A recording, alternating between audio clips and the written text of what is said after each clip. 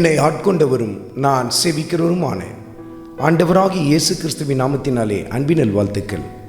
கிறிஸ்து இயேசுவுக்குள் மிகவும் பிரியமான அன்பு சகோதர சகோதரிகளே, இந்த கடைசி நாட்களில் பெரும்பான்மையான ஊழியங்கள் காணிக்கையை மையப்படுத்தித்தான் தங்கள் ஊழியத்தை செய்து கொண்டிருக்கிறார்கள் என்பதை நாம் நன்றாய் அறிந்திருக்கிறோம். ஜனங்களுடைய அந்தரங்க வாழ்க்கை, பரிசுத்த வாழ்க்கை, கர்த்தருக்கும் அவர்களுக்கும் இருக்கிற ஐக்கியம் எப்படிப்பட்டது, இவைகளெல்லாம் குறித்து அக்கறை எடுத்துக்கொள்வது இல்லை.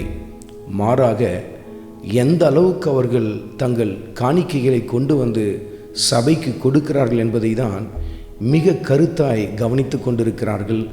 அதை பற்றியே அதிகப்படியான பிரசங்கங்களும் காணப்படுவதை நாம் இந்த கடைசி நாட்களில் பார்த்து கொண்டிருக்கிறோம்.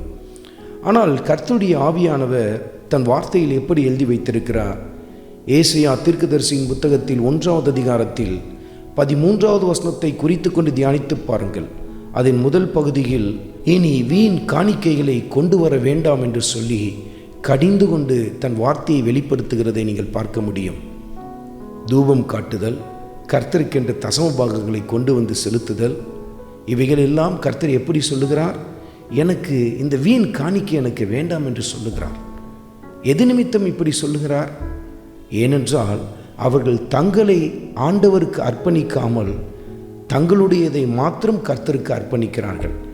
ஏனென்றால் அவர்கள் தங்கள் வாழ்க்கையை அர்ப்பணிக்காமல் வெறுமனே காணிக்கையை மாத்திரம் கொண்டு வந்து கொடுக்க ஆரம்பித்து விட்டார்கள். அதனால் கர்த்தர் சொல்லுகிறார், இந்த வீண் காணிக்கை எனக்கு வேண்டாம் என்று சொல்லுகிறார்.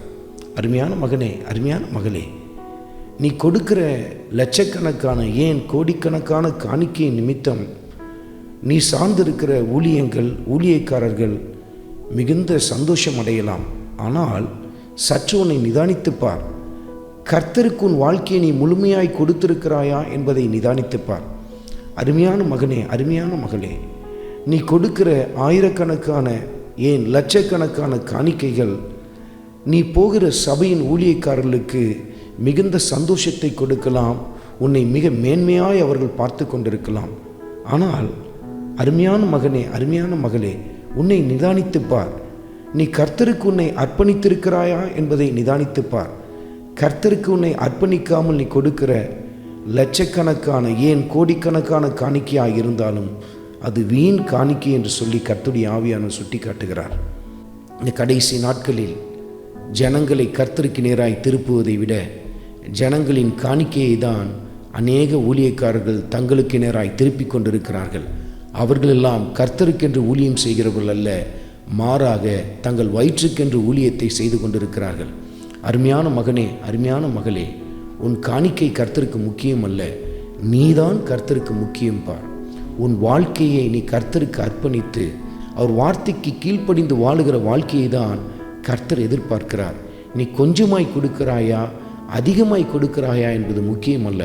உன் வாழ்க்கையை முழுமையாய் ஆண்டவர் இயேசு கிறிஸ்துவுக்கு கொடுத்திருக்கிறாயா என்பதுதான் மிகவும் முக்கியமான காரியம் என்று சொல்லி கர்த்தருடைய ஆவியானவர் சுட்டி காட்டுகிறார். காணிக்கையை கொடுப்பதற்கு முன்பாக உங்களை கர்த்தருக்கு கொடுத்து விடுங்கள். கர்த்தர் அதில் பிரியப்படுகிறார். ஆண்டவராகிய இயேசு கிறிஸ்துவின் கிருபை உங்கள் அனைவரோடும் கூட இருப்பதாக. ஆமென்.